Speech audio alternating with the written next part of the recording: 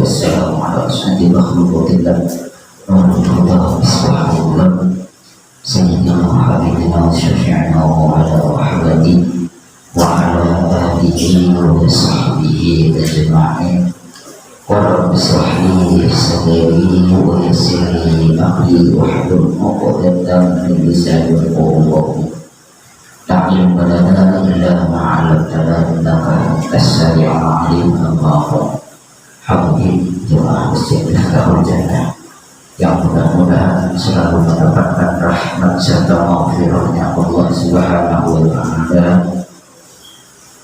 Marilah kita bersyukur kepada Allah Subhanahu wa ta'ala yang mana Allah telah melimpahkan rahmat serta hidayahnya kepada kita semua, sehingga alhamdulillah pada malam hari ini kita semua masih diberikan umur panjang dalam keadaan sehat walafiat, sehingga masih bisa melaksanakan salah satu yang telah diwajibkan oleh Allah Subhanahu wa ta'ala dan Rasulnya, yaitu thalabul ilmi atau belajar ilmu agama yang dengan harapan bisa membawa manfaat serta keberkahan buat kita semua. Amin amin ya rabbal alamin. Salawat beserta salam yang tercurahkan kehadiran Nabi Muhammad sallallahu alaihi wasallam dengan harapan mudah-mudahan kita semua senantiasa diampuni sebagai umatnya dan mendapatkan syafaatnya sampai yaumil akhirah. Amin amin ya rabbal alamin. Mari kita awal ini kajian pada malam hari ini dengan pembacaan suratul Fatihah. Bismillahirrahmanirrahim. Alhamdulillah wa likulli niyatin shalihah wa lihadrati sayyidina Rasulillah sallallahu alaihi wasallam wa jazillahu khairan wa sallallahu sahabati sallallahu alaihi wasallam Wassalamualaikum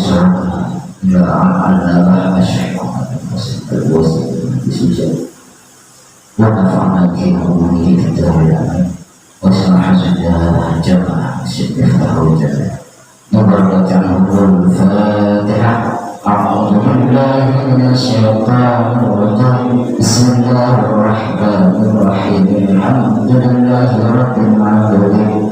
Ar-Rahmanir-Rahim. Maliki yaumiddin. Iyyaka na'budu wa iyyaka nasta'in. Ihdinas siratal mustaqim. Siratal ladzina an'amta 'alaihim ghairil maghdubi 'alaihim waladdallin. Amin. Bismillahirrahmanirrahim. Qala al-musannif rahimahullahu ta'ala wa nafa'na bihi wa nafa'na bihi amin. Bismillahirrahmanirrahim. Fasl atau bab wal intisalatul masnunati sab'atu asar muslim. Wal intisalatu al masnunatu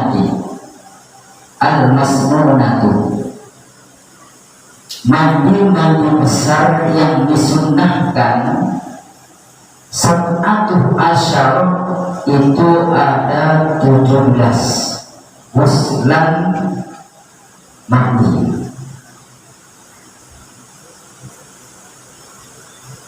Muslim ghusl jum'ati. Jadi yang pertama yang disunnahkan mandi yaitu di hari Jumat. Lihatlah karena untuk menghadiri sholat Jumat. Waktunya minal fajris shadiq, yaitu dari keluarnya fajar shadiq. Jadi waktu dan waktunya mandinya, kesunahan mandi besar itu minal fajris shadiq, mulai daripada keluarnya fajar shadiq. Jadi fajar itu ada fajar shadiq, ada fajar hidup. Nah, fajar sotik itu menjelang subuh. Jadi sebelum waktu masuk subuh atau batas akhir kurang lebih 10 menit daripada waktu subuh, itu ada namanya fajar sotik. Ketika bulan puasa, batas waktu sahur apabila sudah fajar sotik atau waktu subuh, itu waktu sahur sudah ditahan. Nah, ini kesunahan yang pertama untuk melaksanakan hadas besar, karena hadas itu ada yang wajib, ada yang sunnah. Jadi mandi atau mandi besar itu ada yang wajib, ada yang sunnah. Yang wajib sudah dijelaskan kemarin, ya, di antaranya seperti misalnya berhubungan suami istri atau mimpi basah, atau kalau perempuan misalnya setelah haid atau setelah nifas, itu hukumnya wajib. Nah, ini kesunahan. Jadi apabila dilaksanakan akan mendapatkan ganjaran atau akan mendapatkan pahala terkait dengan masalah kesunahan mandi yang pertama, artinya kesunahan mandi besar itu yang pertama di hari Jumat, karena untuk menghadiri ibadah sholat Jumat. Waktunya mulai daripada fajar sotik sampai sebelum melaksanakan sholat. Misalnya jam 7 baru mandi sekalian hadas, atau misalnya mandi besarnya ngambilnya sunahannya ketika mau sholat subuh. Sholat subuh mandi dulu, hadas dulu di hari Jumat, itu mendapatkan pahala.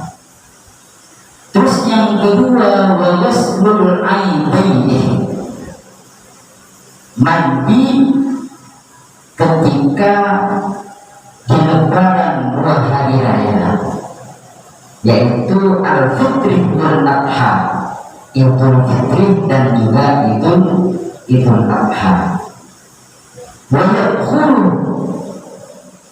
Dan masuknya mulai disunnahkan mandi ketika di hari raya, baik hari raya Idul Fitri atau Idul Adha, itu waktunya waktu hadal wasmah binisfil lail. Jadi mulai daripada pertengahan malam. Jadi waktu mandinya itu mulai dari pertengahan malam atau jam 12 malam, itu ketika lebaran, baik itu Idul Adha maupun Idul Fitri, kita mandi di jam 12 malam atau jam 12 malam ke atas sampai ibaratnya waktu subuh, ini setarnya mulai disunahkan mandi besarnya itu mulai daripada pertengahan malam sampai ya sebelum menghadiri sholat Idul Adha atau Idul Fitri. Terus disunahkan mandi atau mandi besar ketika wal istisqa, mau menghadiri sholat istisqa. Apa itu sholat istisqa ay tolabus suqya minallah.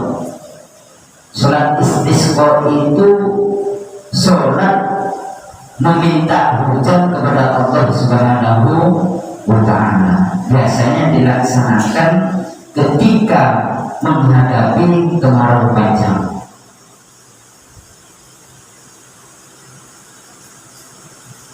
Jadi sholat istisqa itu adalah sholat yang dilaksanakan di musim kemarau, meminta kepada Allah supaya hujan segera diturunkan.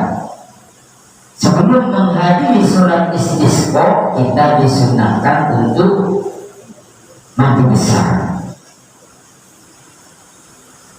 Terus selanjutnya yang disunahkan mandi besar ketika mau melaksanakan sholat wal khusufu lil qamari, lil qamari, melaksanakan sholat khusuf atau gerhana bulan, wal khusufi lis samsi, dan gerhana itu disunahkan. Dan juga disunahkan wal muslim min ajri uslil mayyiti, dan disunahkan juga mandi ketika mau melaksanakan atau mau memandikan mayit. Jadi memandikan mayit kita disunahkan mandi terlebih dahulu, mandi besar. Baik itu musliman, mayitnya muslim, karena au kafirun, atau adanya mayitnya itu kafir.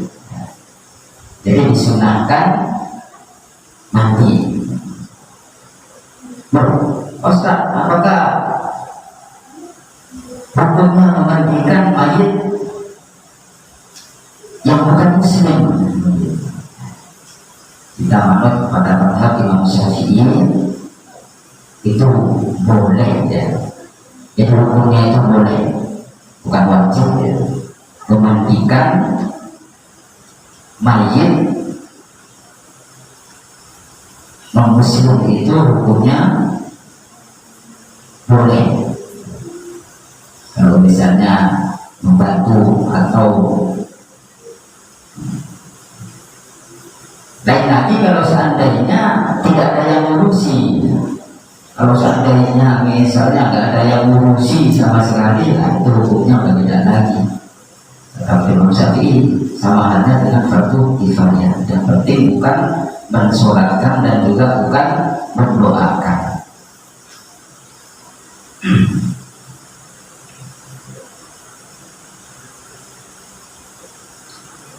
Wagus lil kafiri idza aslama, dan juga disunahkan mandi sebelum memandikan mayatnya orang kafir idza aslama, ketika masuk Islam.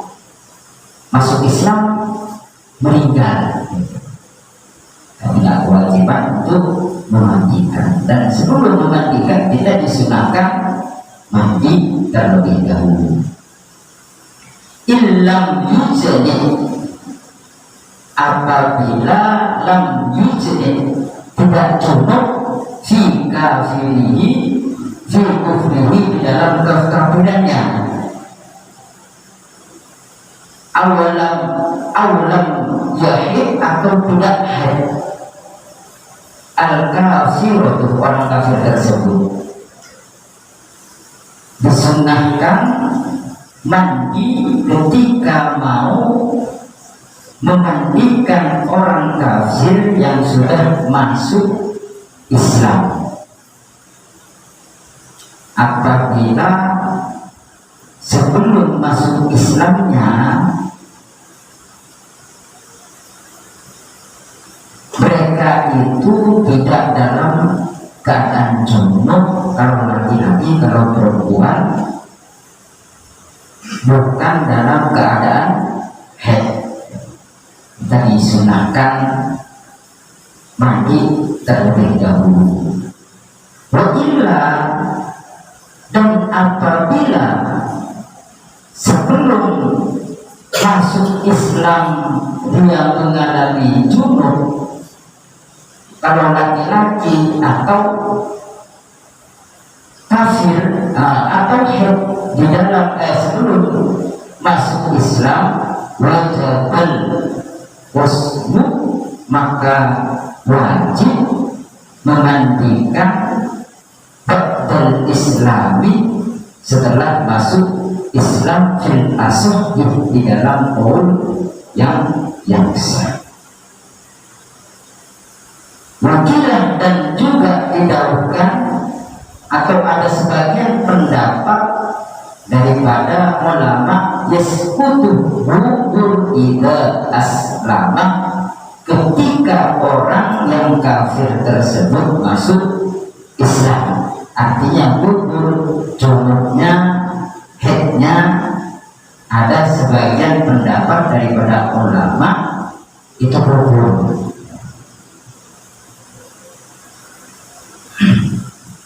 Dan kesunahannya itu sebelum memandikan orang kafir yang sudah masuk Islam, kita mandi terlebih dahulu.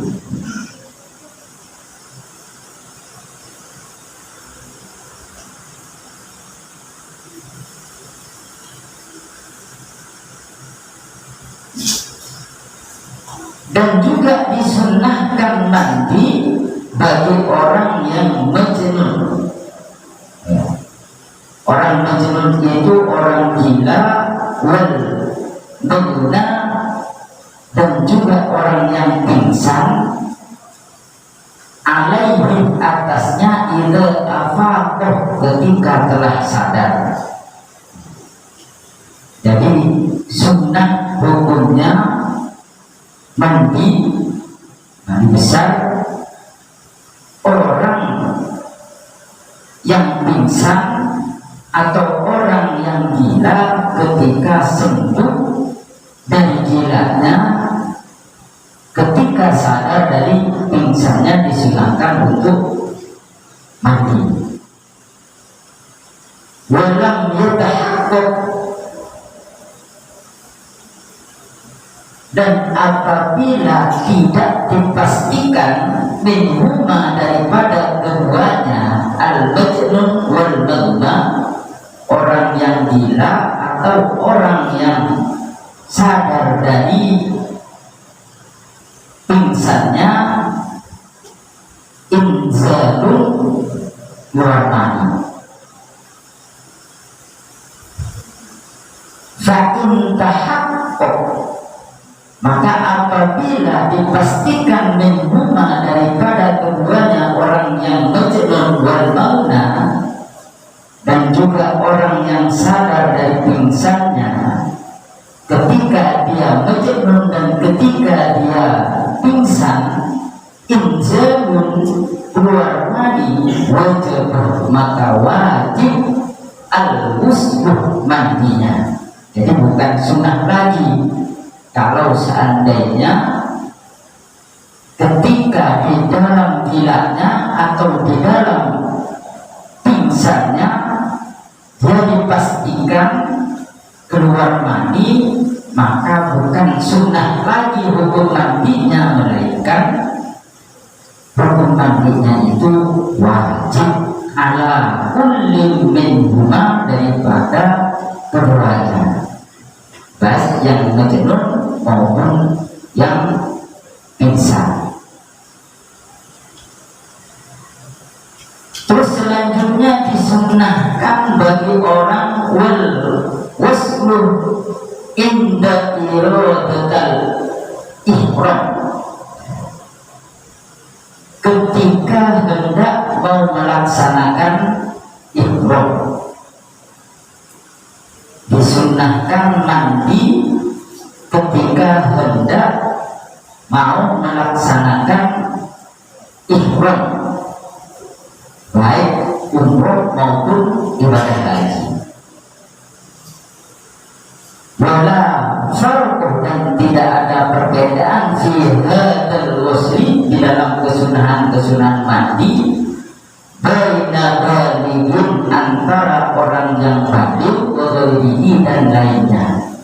Wala baina majnunin, dan juga tidak ada perbedaan antara orang yang gila, wa aqilin, dan juga orang yang masih berakal dan sadar. Wala baina dhahirin, dan juga tidak ada perbedaan antara orang yang suci, wa aqilin, dan juga haid, artinya orang yang suci dari haid, wa aqilin, dan juga orang yang haid. Artinya tidak ada perbedaan, tetap disunnahkan ketika hendak ihram mandi terlebih dahulu.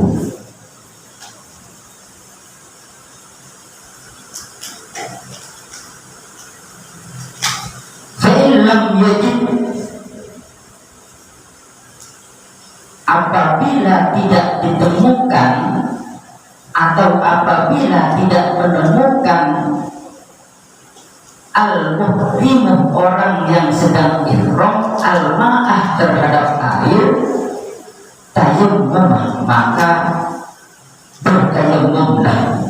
Saking ditekankannya mandi ketika hendak mau melaksanakan ihram, sampai-sampai kalau misalnya tidak ada air, disunahkan bertayammum. Wal muslim, dan juga disunahkan mandi liduhuli Makkah, masuk kota Makkah. Limuhrimin, bagi orang yang ihram, bihajin, baik mau melaksanakan haji, atau umrohin, atau umroh. Walil wuqufi bi Arafah, dan juga disunahkan mandi ketika wukuf di Arafah. Citasinya Dzulhijjah, pada saat tanggal 7 Dzulhijjah, itu juga disunahkan mandi ketika wukuf di Arafah. Wal mabitu bi Musdalifah, dan mabit di Musdalifah. Wal yurudil jumbaris salasa, dan juga disunahkan mandi ketika mau melemparkan batu-batu yang 3 atau melempar jumrotul akobah. Melempar jumroh juga disunahkan mandi terlebih dahulu. Fi ayyamit tasrik as-salasa, di hari tasrik yang 3, berarti tanggal 11, 12, 13, ketika melaksanakan romyul jumroh atau melempar batu ke Hajar Aswad 3 kali, sebelumnya disunahkan mandi, baik itu mau melaksanakan haji maupun umroh. Fayutasilu, disunahkan mandi lirumyi kulla yawmin minha ghuslan. Jadi disunahkan mandinya itu ketika melempar jumroh kulla yawmin, itu tiap hari, minha, daripada orang yang melempar batu.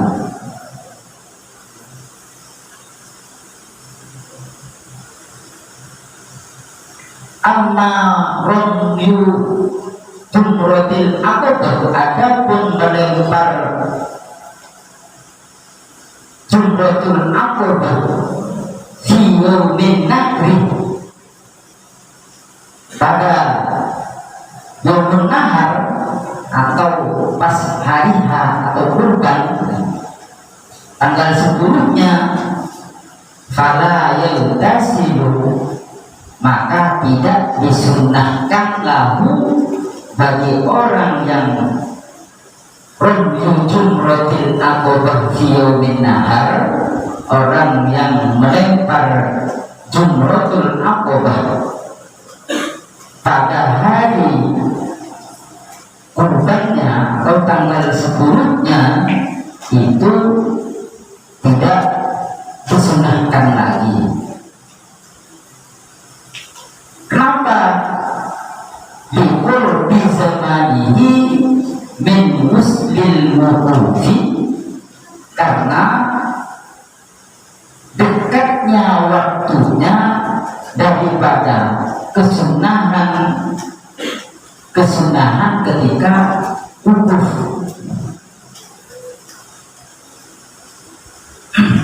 Jadi ketika jumratul aqabah pada waktu tanggal 10-nya atau yaumin naharnya pada bulan haji, fala yaghtasilu, maka tidak disunahkan mandi, karena likur bizamanihi min muslim wuqufi, karena dekatnya waktu daripada kesunahan mandi ketika mau wukuf.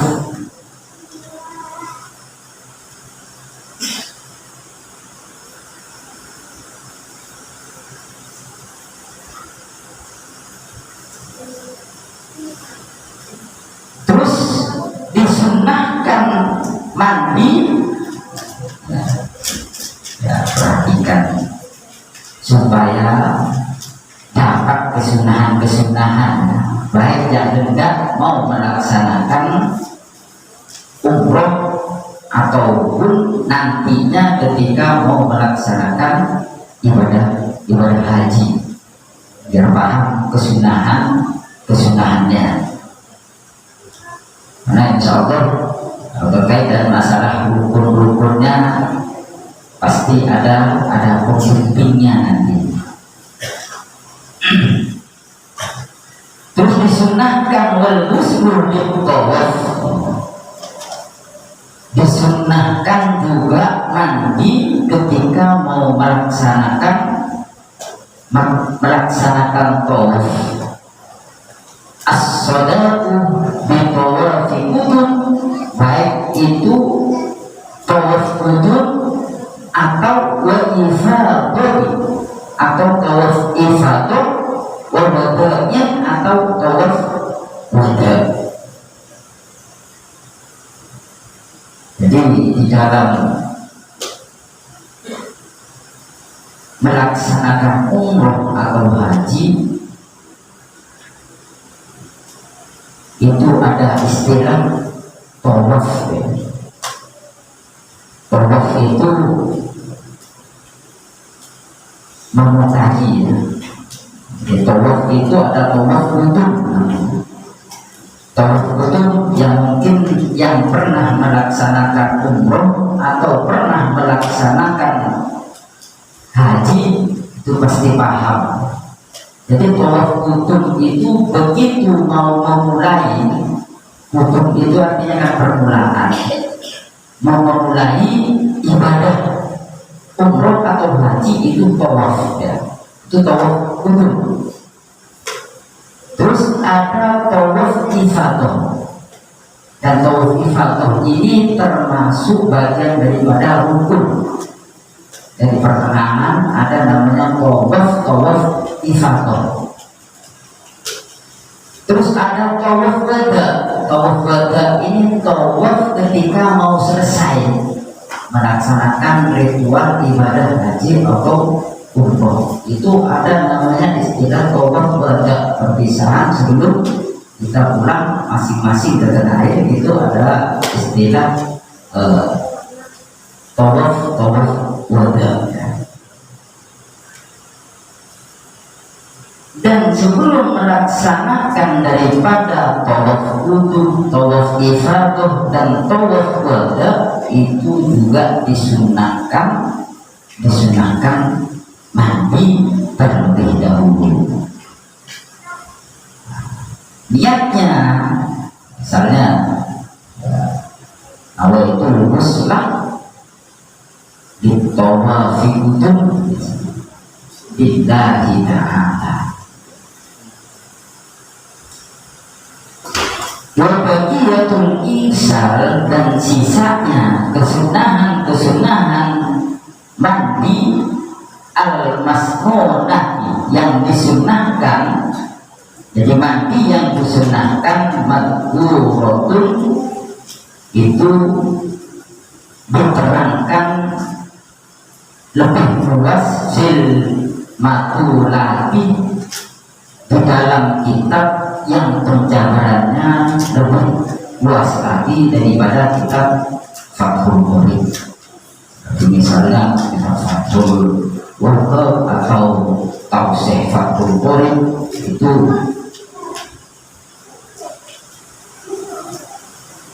ada kesunahan yang daripada di luar apa yang disebutkan tadi. Ini adalah kesunahan mandi atau mandi besar yang disunahkan, yang mudah-mudahan setelah kita paham kita bisa mengamalkan, terutama ketika kita mau melaksanakan sholat Jumat atau mandi di hari Jumat. Dan ini berbeda dengan yang wajib. Kalau ingin mendapatkan dua-duanya, yang wajib juga dilaksanakan, setelahnya melaksanakan yang sunnah.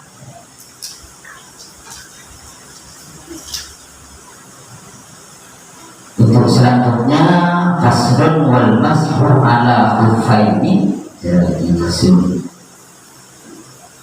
mungkin sebelum masih ada waktu, sebelum ditutup ada pertanyaan atau yang kurang paham terkait dengan masalah kesunahan mandi. Jadi bukan kesunahan di dalam melaksanakan mandi. Kalau kemarin kan kesunahan ketika mau melaksanakan mandi besar.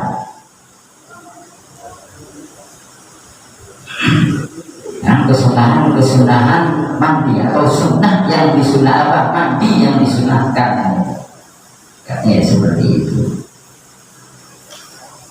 Istisqa ya mungkin ya belum pernah dari sini mungkin ya, selama saya tinggal di Mirana ya alhamdulillah saya pernah dulu melaksanakan sholat istisqa itu di kampung ya, karena memang kampung saya itu kalau udah musim kemarau itu benar-benar kesulitan air, dan kesunahan itu sholat istisqa itu di tempat yang tinggi di bukit, kita bareng-bareng pagi-pagi. Istisqa itu minta diturunkan hujan. Ya, alhamdulillah setelah sholat istisqa itu 3 hari kemudian alhamdulillah Allah turunkan hujan.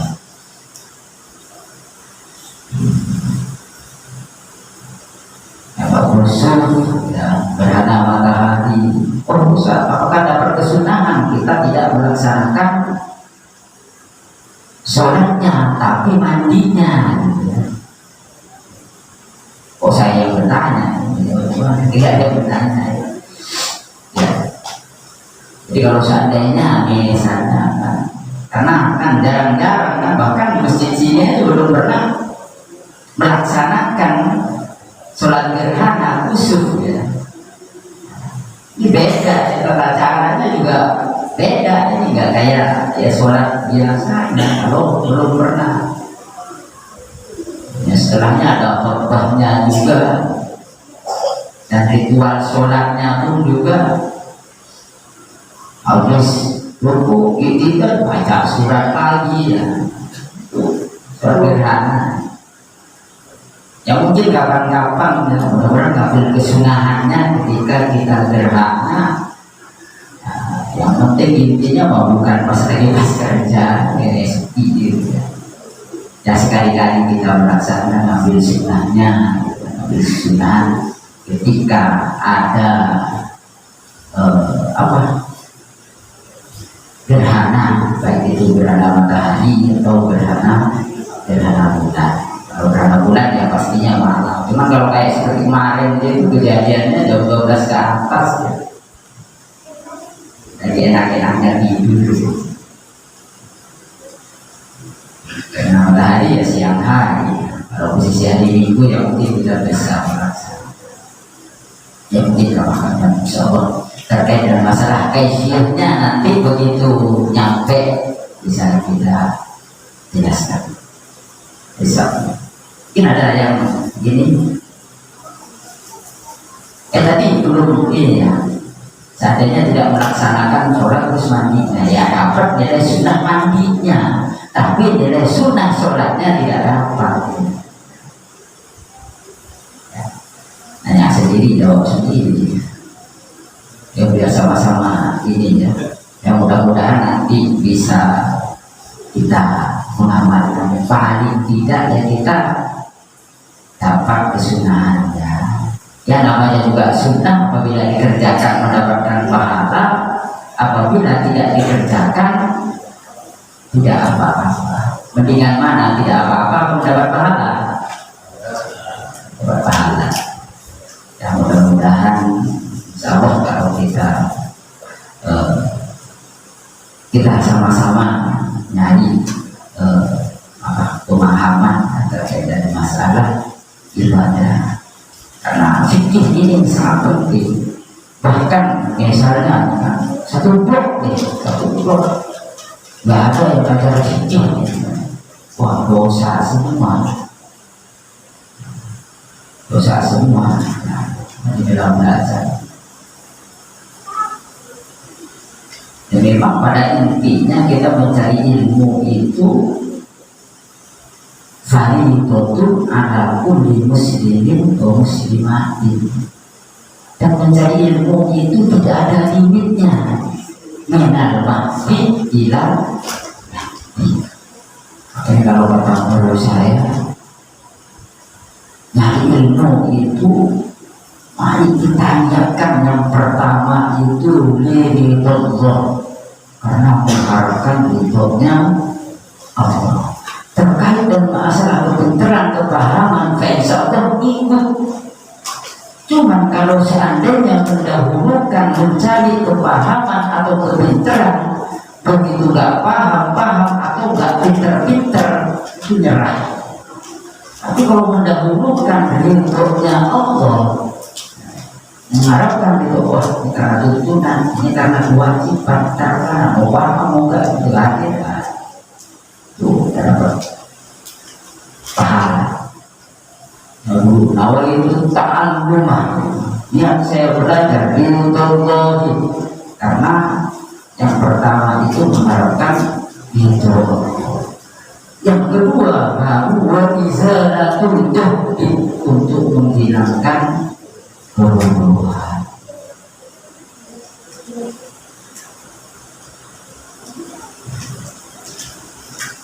Mungkin tentang kesunahan ini ada yang kurang paham atau kurang ini, alhamdulillah ya, insyaallah mudah-mudahan bisa dipahami. Nah sebentar lagi masuk waktu isya